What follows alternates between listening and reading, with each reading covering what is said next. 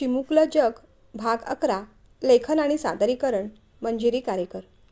आजही आनंदी नेहमीच्या वेळेला उठली, आंघोळ केली, किचनमध्ये गेली. बाबा जाऊन आता 4 दिवस झाले होते, पण आताही आठवणीने बसल्या जागेवरच अश्रू वाहत होते. तिच्या मनात विचार यायचा, आपलं नशीब तरी कसं. आपला जन्म झाला जेव्हा कौतुकाचे, लाडाचे, प्रेमाचे दिवस होते, तेव्हा आई गेली. आपलं बालपण पोरकं झालं. मोठे झालो, लग्न ठरलं. कोणत्याही मुलीच्या आयुष्यात लग्नाचे क्षण किती महत्त्वाचे असतात. नवीन नवरीच्या कौतुकाचे.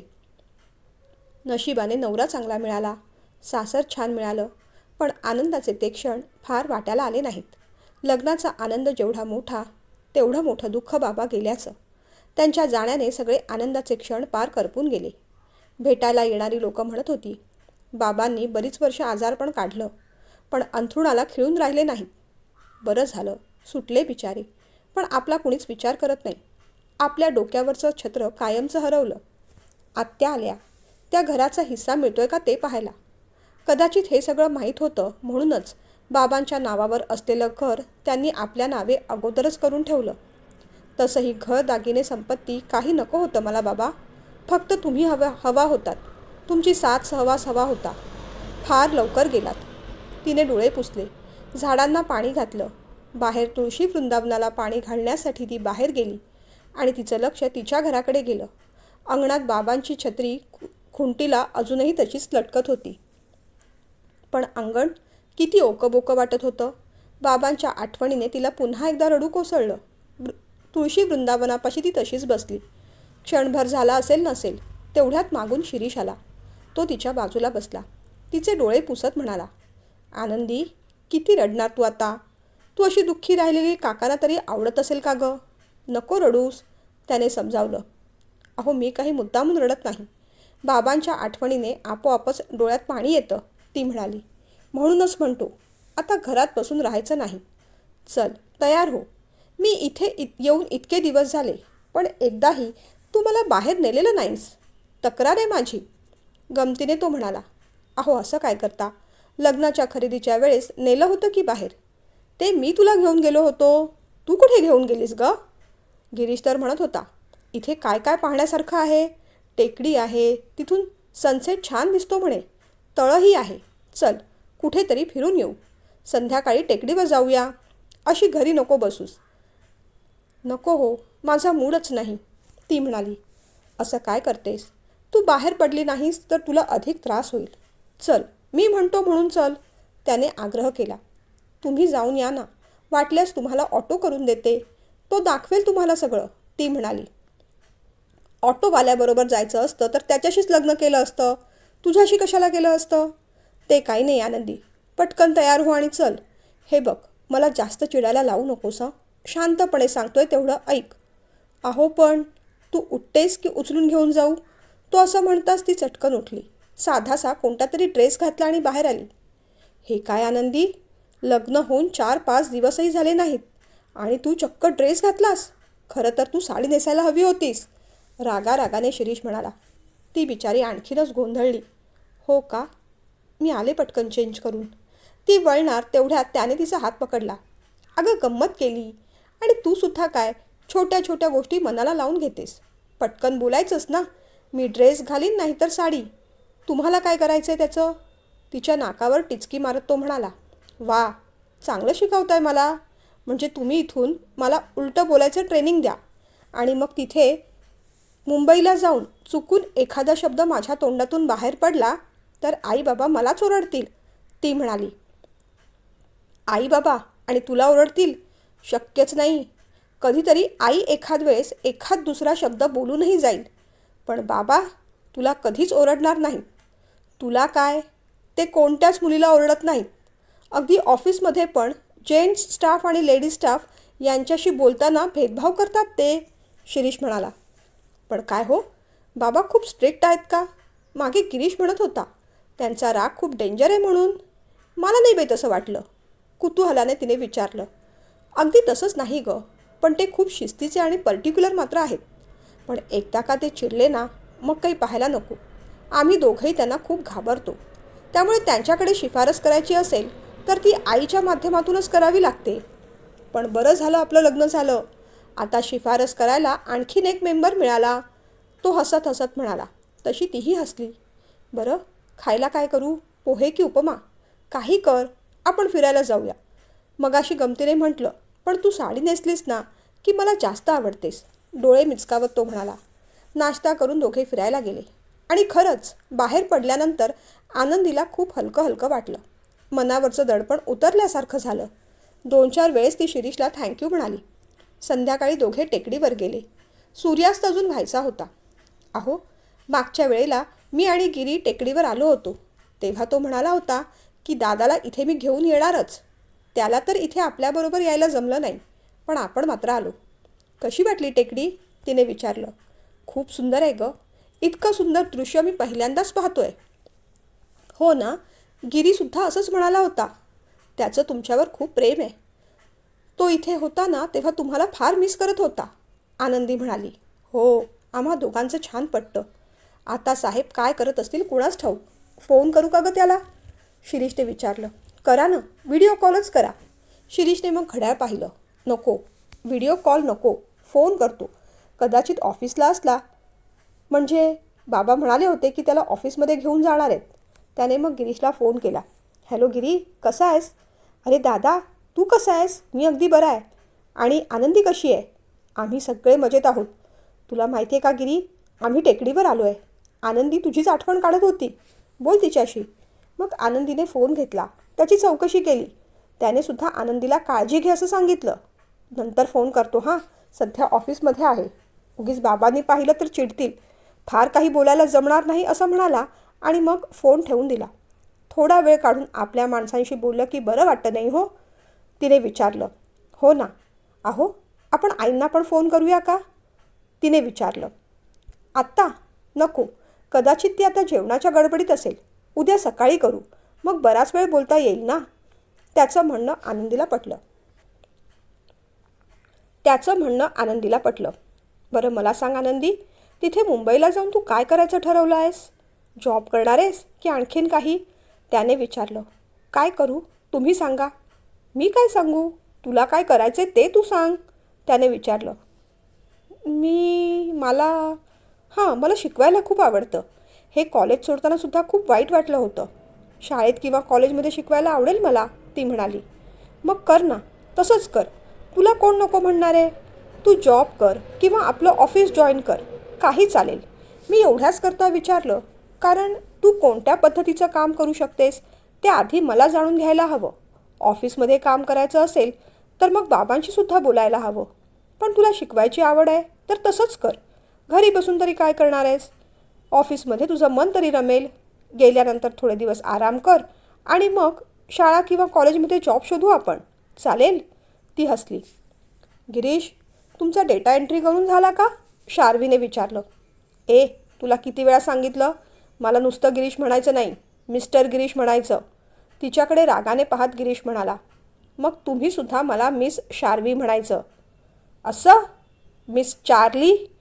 झालाय माझा डेटा पूर्ण. डोळे बारीक करत गिरीश म्हणाला. एक्सक्यूज मी, काय म्हणालात तुम्ही? माझं नाव काय घेतलं? तिने रागानेच विचारलं. मिस चार्ली असं म्हटलं मी. काय? हे बघा, माझं नाव नीट घ्यायचं हां, आणि अहोजाहो करायचं. नाहीतर बघा हं, ती रागानेच म्हणाली. नाहीतर काय? काय करणार काय तू? मी हा बोल ना. मी काय करतेस? काय करणार काय तू? मी मोठ्या सरांकडे जाऊन कंप्लेंट करीन तुमची, ती म्हणाली. जा, कर, बिंदास्त कर. त्यांना जाऊन काय सांगणार? सर, मिस्टर गिरीश मला चार्ली म्हणाले. अगदी शाळेत असल्यासारखी वागतेस तू. जरा काही झालं की चालली लगेच प्रिन्सिपल सरांकडे कंप्लेंट करायला. सर, मला हा चार्ली म्हणतो, डोरेमॉन म्हणतो, शिनचॅन म्हणतो. जा, कर खुशाल. तो म्हणाला तशी ती वैतागली. खरंच सांगते, मोठे सर आणि शिरीष सर जेंटलमॅन आहेत.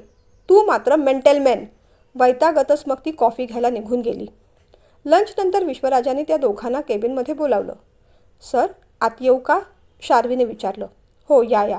बसा. गिरीश, तूही बस. एक महत्त्वाचं काम होतं म्हणून तुम्हाला बोलावलं होतं. या शनिवारी आपल्या कंपनीला 25 वर्ष पूर्ण होत आहेत. खरं तर या दिवसाचा मला सोहळा करायचा होता. पण अचानक काही घडलेल्या गोष्टींमुळे तेवढा मोठा सोहळा आता करता येणार नाही.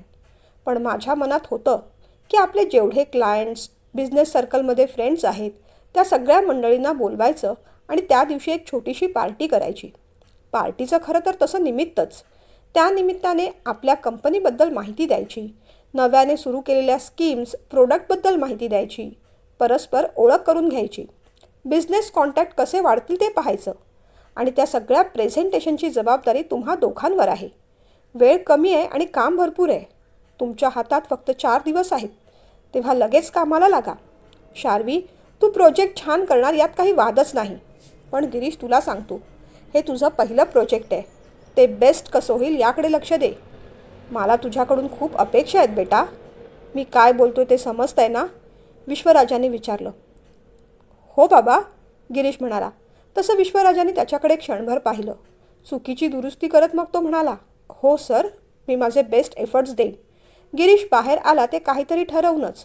आता मजा मस्ती बस झाली. काहीतरी सिद्ध करायची वेळ आली आहे. या प्रोजेक्टमध्ये आपण होईल तेवढे प्रयत्न करायचे. हे प्रोजेक्ट अगदी बेस्ट करून दाखवायचं. तो बाहेर येऊन 2 मिनिटं शांत बसला. त्याच्याकडे निराशेने पाहतच आणि त्याला ऐकू जाईल एवढ्या आवाजात शार्वी म्हणाली, नावासाठी म्हणून टीमवर्क आहे. बाकी सगळं काम मलाच करावं लागणार आहे. ठीक आहे, मी करूच शकते.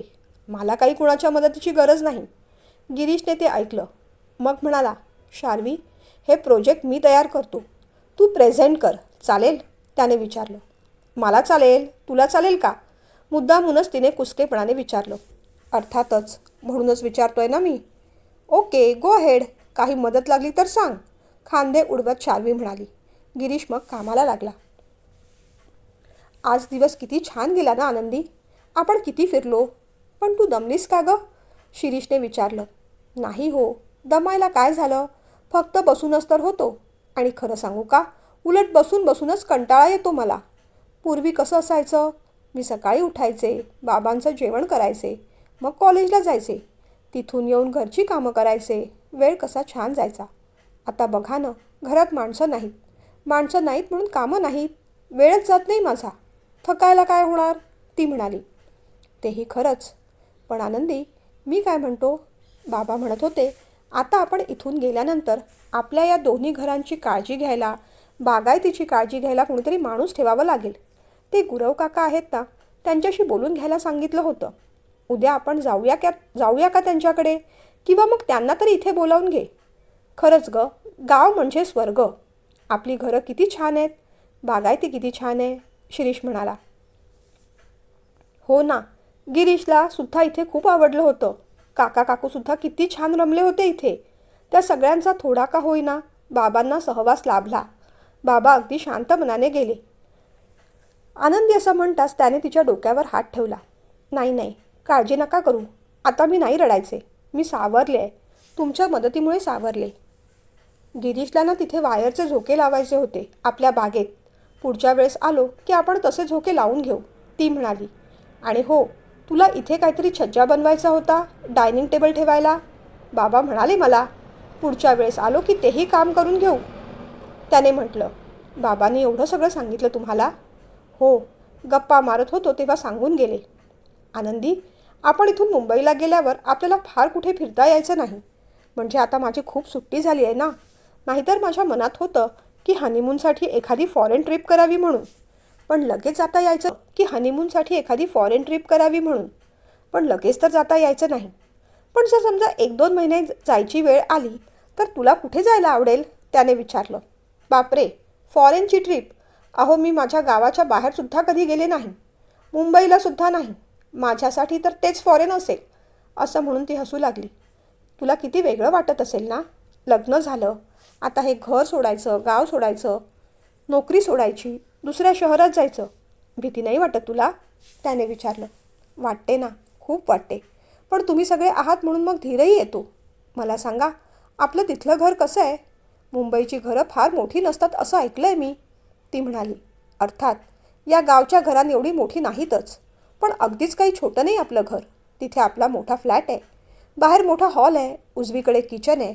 तिथून आत गेल्यावर डाव्या बाजूला आईबाबांचं बेडरूम आहे आणि त्यांच्यासमोर माझं आणि गिरीशचं. बाबा म्हणत होते की आता नवीन मोठा फ्लॅट घ्यावा लागेल. पण आईला हा फ्लॅट सोडावासा वाटत नाही. तिच्या अनेक आठवणी आहेत ना इथे. शिरीष म्हणाला. बरोबर आहे. इतकी वर्ष आपण ज्या घरात राहतो ते घर आपलं होऊन जातं. नाही सोडावंसं वाटत. आणि कशाला सोडायचं? आहे त्यात करू की ॲडजस्ट, ती समंजसपणे म्हणाली. असं वाटतं गं.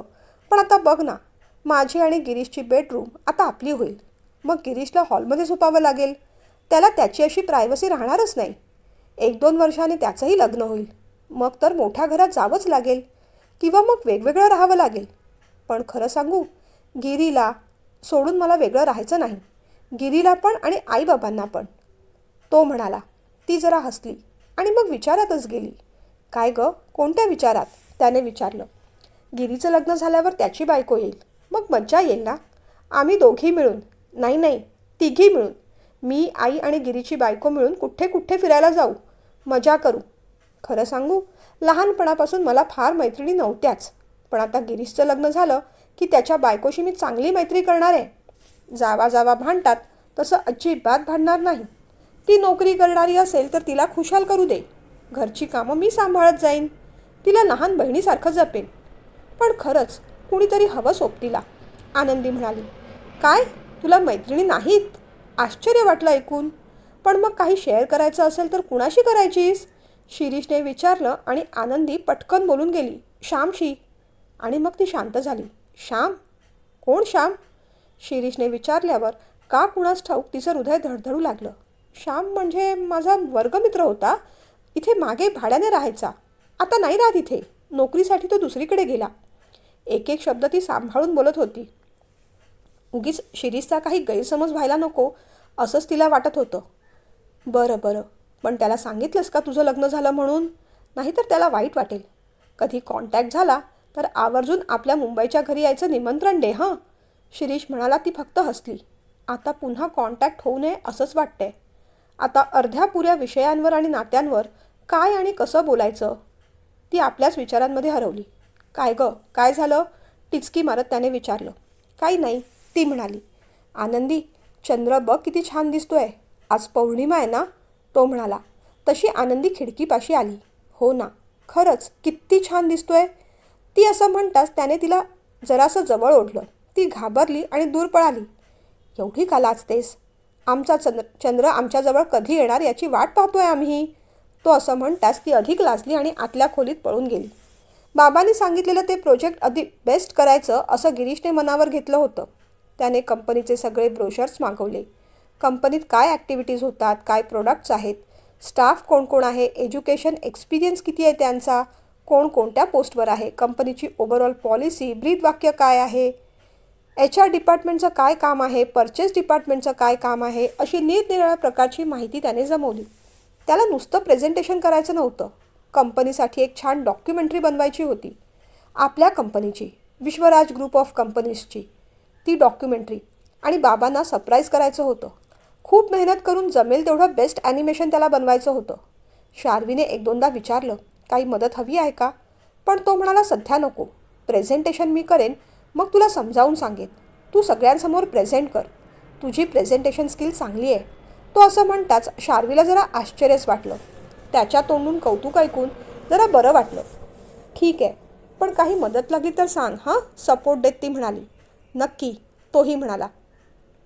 संध्याकाळ झाली तसं बाबांनी विचारलं, गिरीश निघायचं आहे ना? पण तो म्हणाला, सर तुम्ही पुढे व्हा, मला थोडं काम आहे, ते पूर्ण करून येईन मी. विश्वराजाला आश्चर्य वाटलं, कौतुकसुद्धा वाटलं. नक्की? त्यांनी विचारलं. हो, अगदी नक्की. त्यानंतर पुढचे दिवस गिरीश आणि शार्वी दोघांना उशीरच होत होता. गिरीशने तर रात्रभर जागून सुंदर अशी डॉक्युमेंटरी तयार केली. शार्वीला जेव्हा दाखवली तेव्हा तिला खूप आनंद झाला. इतकं सुंदर प्रेझेंटेशन मानलं पाहिजे हं गिरीश तुला. मनापासून तिने कौतुक केलं. त्याने मग सगळे मुद्दे तिला समजावून सांगितले. सकाळी ब्रेकफास्टला विश्वराजांनी विचारलं, काय गं नूतन, गिरीश कुठे आहे? अजून उठला नाही? नसेल उठला तर झोपू दे त्याला. आज ऑफिसला उशिरा आला तरी चालेल म्हणाव. 2-3 दिवस एका प्रोजेक्टसाठी उशिरापर्यंत काम करतोय तो. विश्वराज म्हणाले. अहो झोपला कुठला? तो सकाळीच उठून ऑफिसला गेलासुद्धा. काहीसुद्धा खाल्लं नाही पोराने. म्हणत होता बाबांनी काहीतरी महत्त्वाचं प्रोजेक्ट दिलं आहे, या शनिवारपर्यंत पूर्ण करायचं आहे म्हणून. अहो, तुम्ही त्याच्याशी ऑफिसमध्ये जेलरसारखं नका हो वागत जाऊ. मी पहिलंच सांगते हां. गेले 3-4 दिवस तर खाण्यापिण्यातसुद्धा लक्ष नाही त्याचं. नुसता लॅपटॉप घेऊन बसलेला असतो. एवढं काय मोठं प्रोजेक्ट दिलं आहे तुम्ही त्याला? तुमच्या भीतीने झोपतही नसेल बिचारा. परीक्षा झाल्यापासून त्याला मोकळा वेळ तो काही मिळालेलाच नाही. आधी गावाला नेऊन जुंपवलंत आणि आता ऑफिसमध्ये. तुमचं हे वागणं ना मला अजिबात पटलेलं नाही. नूतनताई रागानेच बोलत होत्या. हे सगळं तुला त्याने सांगितलं? तिरप्या नजरेने विश्वराजांनी विचारलं. तो कशाला सांगेल मला काही? मला दिसत नाही का? नुकताच ऑफिसला लागलाय आणि तुम्ही एवढं कामाचं प्रेशर टाकता त्याच्यावर. अहो, नाजूक पोर आहे माझा. 4 दिवसात किती वाढलाय. पण तुम्हाला ते दिसणार नाही. तुम्हाला फक्त मुलांच्या चुकाच दिसतात. त्यांच्या प्लेटमध्ये उपमा वाढत नूतनताई म्हणाल्या. नूतन, जरा शांतपणे बसून बोलूया का आपण? असं म्हणत विश्वराजांनी त्यांचा हात धरत त्यांना खुर्चीवर बसवलं. हे बघ, मी काय सांगतो ते ऐक. गिरीशला मी जे प्रोजेक्ट दिला आहे तो ते मनापासून करतोय. मी त्याच्यावर कोणतंही प्रेशर टाकलेलं नाही. उलट ते काम एकट्याने करू नकोस असं सांगितलंय. त्याच्याबरोबर त्याची जी सहकारी आहे ती आणि तो दोघं मिळून हे काम करा असंच मी म्हटलंय. आणि गिरीश हे काम एकटंच करतोय असं नाही. त्याच्याबरोबर ती जी मुलगी आहे तीसुद्धा तेवढीच मेहनत करते. संध्याकाळी तीसुद्धा त्याच्याबरोबर थांबलेली असते. ते प्रोजेक्ट महत्त्वाचं आहे. मुख्य म्हणजे ते वेळेत पूर्ण व्हायला हवं म्हणून दोघेही धडपड करतायत. काही दिवसांचाच प्रश्न आहे. त्यात एवढं वाईट वाटून घेण्यासारखं अजिबात काही नाही. विश्वराज म्हणाले. अहो, पण एवढं काय महत्त्वाचं काम आहे? ते थोडं उशिरा झालं तर नाही का चालणार? नूतनताईंनी विचारलं. एक महत्त्वाचं प्रेझेंटेशन करायला दिलं आहे या शनिवारपर्यंत. अगं, आपल्या कंपनीला 25 वर्ष पूर्ण होत आहेत. त्यानिमित्ताने कंपनीचे क्लायंट्स, हितचिंतक, मित्रपरिवार सगळ्यांना बोलावून एक छोटीशी पार्टी ठेवली आहे. जेणेकरून आपले बिझनेस कॉन्टॅक्ट वाढतील. त्या पार्टीमध्येच तो आणि त्याची सहकारी दोघं मिळून एका प्रोजेक्टवर प्रेझेंटेशन देणार आहेत. त्यात कंपनीची माहिती असेल. ते प्रोजेक्ट बेस्ट व्हावं म्हणून दोघांची धडपड चालली आहे. खरं सांगायचं म्हणजे दोघंही ते काम आवडीने आणि मनापासून करतायत. पण तरी तुला वाटत असेल तर तू गिरीशशी बोलून घे. ते काम मी त्याच्याकडून काढून घेतो आणि दुसरं कुणाला तरी देतो. विश्वराजांनी एवढी छान माहिती दिल्यावर नूतनताई मग थोड्या नरमल्या. अहो, तसं नाही. तसं असेल तर करू दे त्याला. आई म्हणून मला काळजी वाटली. शिरीषची एवढी चिंता वाटत नाही. पण गिरीश कसा अल्लड आहे. त्याला एवढं काम झेपेल न झेपेल म्हणून म्हटलं. नूतनताई म्हणाल्या. म्हणून काय तुम्हाला जेलर म्हणून टाकलंस नूतन? मुलांची काळजी फक्त तुलाच आहे की काय? घाबरलेल्या पिल्लांना आपल्या पंखाखाली घेऊन आईने जशी ऊब द्यायची असते तसंच त्या पिल्लांचे पंख बळकट करायची जबाबदारी बापाची असते. मी बस तेच करतोय. आज तुला गिरीशची काळजी वाटते. कालपर्यंत शिरीषची वाटत होती. तुला काळजी वाटत नाही ती माझी. माझ्या भूमिकेतून तू मुलांना पाहतच नाहीस कधी. असो, यापुढे मला या विषयावर तुझ्याशी काही बोलायचं नाही. विश्वराजसुद्धा भडकले होते. अहो प्लीज, रागावू नका. माझं चुकलं. तुमचा राग ग्राह्यच आहे. खरंच तुमची भूमिका कधी कधी दुर्लक्षितच होते. पण पुन्हा असं नाही होणार. नका न रागावू. हात जोडू का? नूतनताई असं म्हणताच विश्वराजांचा राग लगेच विरघळला. तेवढं काही करायची गरज नाही. फक्त मलाही कधीतरी समजून घेत जा गं, विश्वराज म्हणाले. अहो, ऐका ना. गावाहून आल्यापासून शिरीष आणि आनंदीला फोन केलेलाच नाही. पटकन व्हिडिओ कॉल करूया का? तुमचंसुद्धा बोलणं होईल. हो, ठीक आहे, करूया. त्यालासुद्धा या पार्टीबद्दल सांगायला हवं. तो इथे नसला म्हणून काय झालं?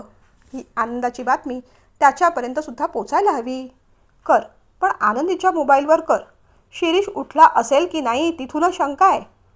हो ना, म्हणत नूतनताईंनी आनंदीला व्हिडिओ कॉल केला. आनंदी ब्रेकफास्ट बनवत होती. नूतनताईंचा फोन आल्यावर तिला खरंच आनंद झाला. तिने पटकन फोन उचलला.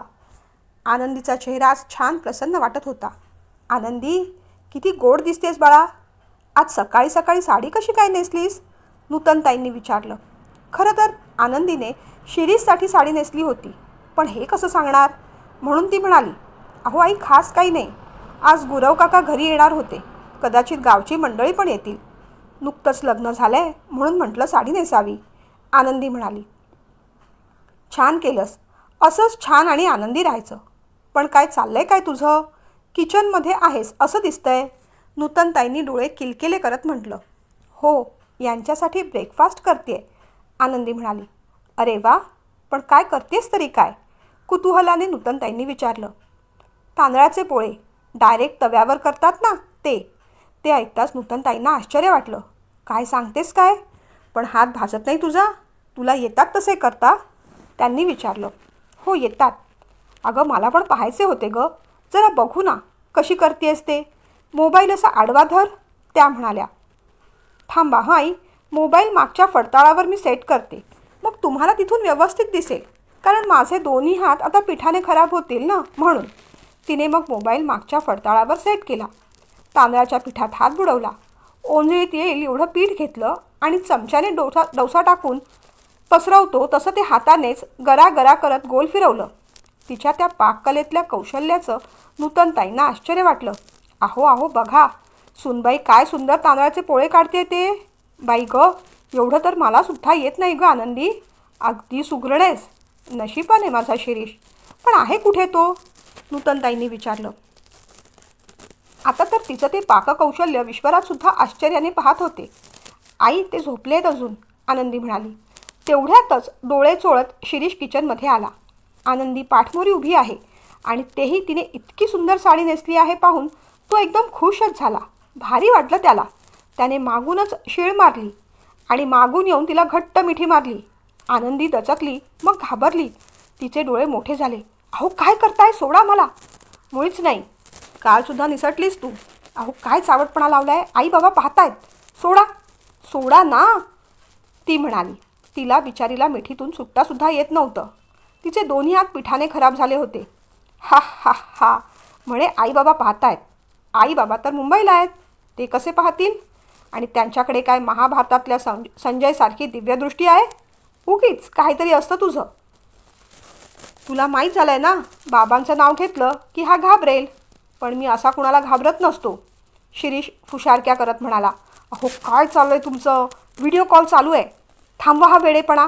त्याच्या मिठीतून सुटायचा ती प्रयत्न करू लागली. पण त्याला विश्वासच वाटेना. समोर तर कुठेच फोन दिसत नव्हता.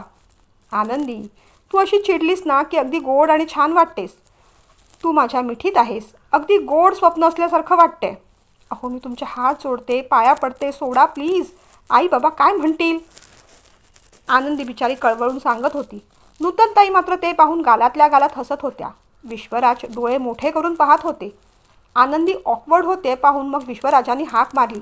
शिरीष, बघ आनंदी अजूनही मी स्वप्नातच आहे. तू आईबाबांचं नाव काढलंस ना, आता मला बाबांचा आवाजसुद्धा ऐकू यायला लागलाय. पण आता आपल्या दोघांमध्ये बाबा अजिबात नको आहेत मला. फार बोरिंग आणि अनरोमॅन्टिक आहेत ग ते, तो म्हणाला. पुन्हा एकदा विश्वराजांनी हाक मारली. शिरीष, यावेळेस जरा मोठ्याने. तेव्हा मग आनंदीने सगळी शक्ती एकवटली आणि त्याला जोरदार धक्का दिला आणि म्हणाली, मागे बघा, म्हणजे स्वर्गातून डायरेक्ट पृथ्वीवर याल तुम्ही. शिरीषचं लक्ष मागे गेलं. फडताळावर मोबाईल होता. मोबाईलवर व्हिडिओ कॉल आणि समोर बाबा. बाबा, अरे बापरे, हे काय झालं? तो चटकन फ्रेममधून बाजूला गेला. आनंदीने चटकन हात धुतले आणि म्हणाली, आई मी नंतर करते हा फोन. असं म्हणून तिने घाईघाईने व्हिडिओ कॉल कट केला. सॉरी आनंदी, कॉल चालू आहे, मला माहीत नव्हतं गं. काही कळतं का तुम्हाला? आई बाबांना काय वाटलं असेल? शी, तरी मी सांगत होते फोन चालू आहे म्हणून. पण तुम्हाला धीर कुठला? रागारागाने आनंदी विचारत होती. अगं पण मला मागच्या बाजूला डोळे आहेत का? शिरीष रागाने म्हणाला. पण कान तर आहेत ना? एवढं मी सांगत होते तरी माझ्यावर विश्वास नाही. आता काय करू मी? पुन्हा फोन करून बोलायची सुद्धा लाज वाटते मला. आणि हे सगळं तुमच्यामुळे झालं आहे. बोलू नका तुम्ही माझ्याशी. तुम्ही जा पाहू इथून. आनंदी रुसून बसली. अगं पण तुला रागवायला काय झालं? त्यात काय एवढं?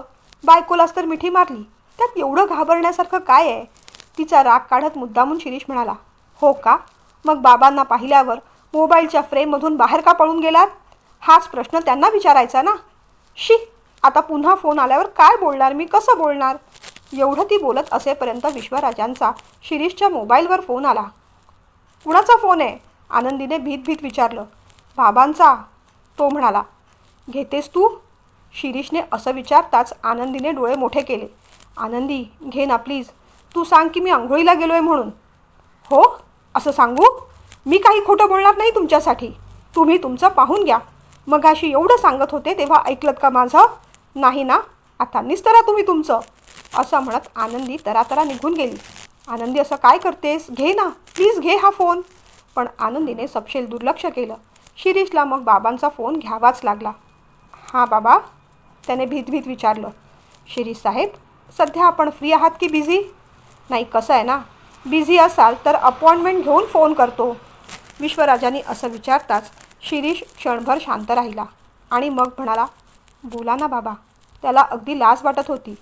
बरं, या शनिवारी आपल्या ऑफिस शांत राहिला आणि मग म्हणाला, बोला ना बाबा. त्याला अगदी लाज वाटत होती. बरं, या शनिवारी आपल्या ऑफिसमध्ये एक छोटीशी पार्टी असणार आहे.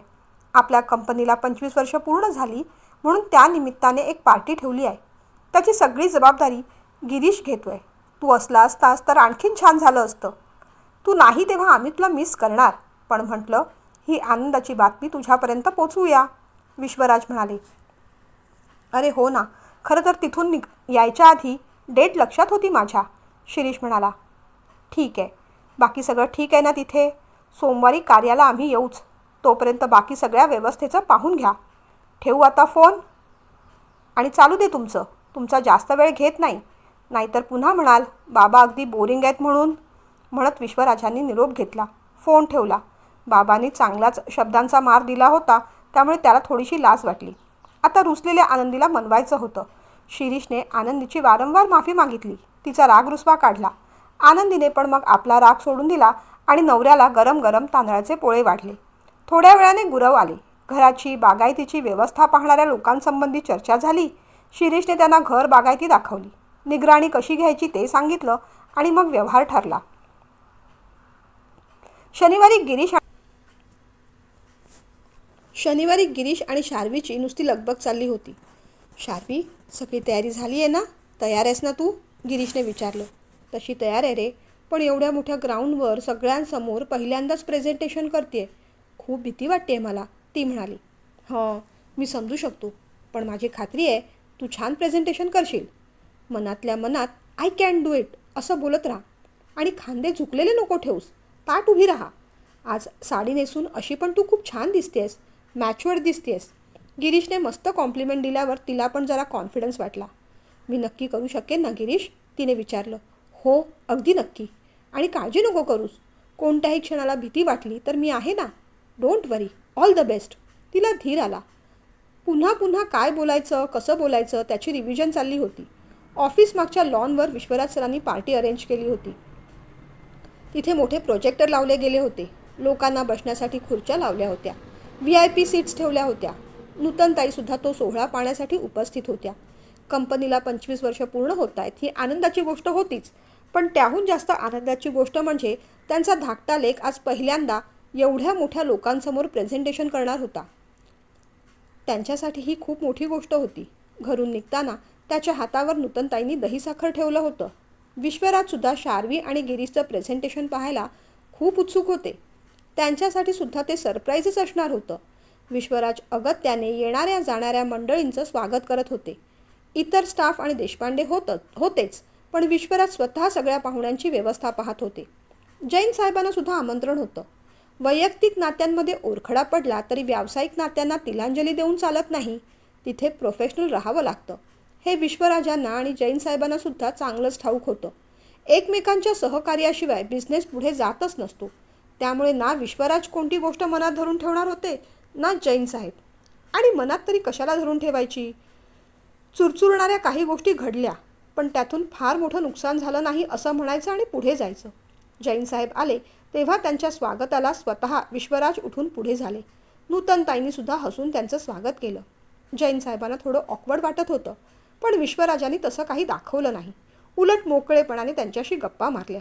मुलांचा विषय काढलाच नाही. पण जैन साहेब तेवढे कम्फर्टेबल आणि आनंदी दिसले नाहीत. उलट त्यांची तब्येत थोडी खालावल्यासारखीच वाटत होती. त्यांच्याबरोबर कुणीतरी एक तरुण होता. जैन साहेबांनी ओळख करून दिली. हे मिस्टर श्यामसुंदर शेट्टी. आपल्या कंपनीत गेल्या महिन्यातच मॅनेजरियल पोस्टसाठी जॉईन झाले आहेत. पदवीधर आहेत, शिवाय इंजिनियरसुद्धा आहेत. मुलगा वयाने लहान आहे, पण अतिशय स्मार्ट आणि हुशार आहे. अनेक रखडलेली प्रोजेक्ट्स हळूहळू मार्गी लावतोय. आपल्या जॉईंट व्हेंचरसाठी याची आपल्याला खूप मदत होईल म्हणून मुद्दामूनच त्याला इथे घेऊन आलो आहे. त्यानिमित्ताने तुमचीसुद्धा गाठभेट होईल, असं जैन साहेब म्हणाले. विश्वराजांनी पण खुल्या मनाने श्यामसुंदर शेट्टीचं स्वागत केलं. बोलतानाच मुलगा अतिशय तरतरीत आणि हुशार वाटला. साहेब, आजचं सगळं ऑर्गनायझेशन माझ्या धाकट्या लेकाने आणि त्याच्या कलिगने केलेलं आहे. दोघेही तसे नवीन आहेत, पण पोरांनी जीवतोड मेहनत केली आहे आणि प्रोजेक्ट बनवला आहे. आता कसा बनला आहे, काय बनवलं आहे, मी तरी अजून पाहिलेलं नाही. रिझल्ट काही असू देत, पण मुलांची मेहनत मात्र 100% आहे. थोड्या वेळात सुरू होईलच. त्याच्यावर तुमची फीडबॅक जरूर द्या. म्हणजे काय, नवीन पिढी आहे, काही चुका असतील तर समजेल त्यांना. होय सावंतसाहेब, नक्कीच, जैन सर म्हणाले. तेवढ्यात पंजवानी साहेबसुद्धा आले. आलेल्या पाहुण्यांचं स्वागत झाल्यानंतर समारंभ सुरू झाला. झिरमिळीत साडी नेसलेली, त्यावर स्लीवलेस ब्लाऊज घातलेली एक गोड मुलगी इथून तिथे जात होती, पळत होती. तिची लगबग चालू होती. तिची ती धावपळ पाहून नूतनताईंना तिचं कौतुक वाटलं. त्यांनी विश्वराजांना विचारलं, काय हो, ही एवढी गोड मुलगी कोण? हिला याआधी कधी ऑफिसमध्ये पाहिलं नव्हतं. अगं हो, शिरीष सांगत होता ना, आपण गावी असताना एका नवीन मुलीला अपॉइंट केलं आहे म्हणून. ती ही मुलगी. पण ना, तिचं नाव विसरतो मी. खूप कठीण नाव आहे. काहीतरी गिरीश म्हणाला होता, चार्ली का काहीतरी. चार्ली? असं कसं नाव असेल? मुलगी मराठीच आहे ना? चार्ली नाही आहे गं, काहीतरी वेगळंच आहे. मुलगी मराठीच आहे, कारण आडनाव सोनार आहे. पण अगदी हुशार आहे. तुला माहिती आहे का, हिची आणि आपली भेट. विश्वराज पुढे बोलेपर्यंत नूतनताई पटकन म्हणाल्या, हिची आणि आपली भेट झाली ते छानच झालं. मग नूतनताईंनी हळूच इथे तिथे पाहिलं आणि हळू आवाजात विश्वराजांच्या कानात त्या कुजबुजल्या, काय हो, आपल्या गिरीसाठी कशी आहे? विश्वराजांनी जरा चमकूनच त्यांच्याकडे पाहिलं. काय हे नूतन, सगळ्या लग्न न झालेल्या तरुण मुलींमध्ये तू संभाव्य सुना कशा काय शोधत असतेस ग? शिरीषचं लग्न होऊन महिनाही झालेला नाही, तर सुरू झालं तुझं पुन्हा. आता गिरीशसाठी वधू संशोधन.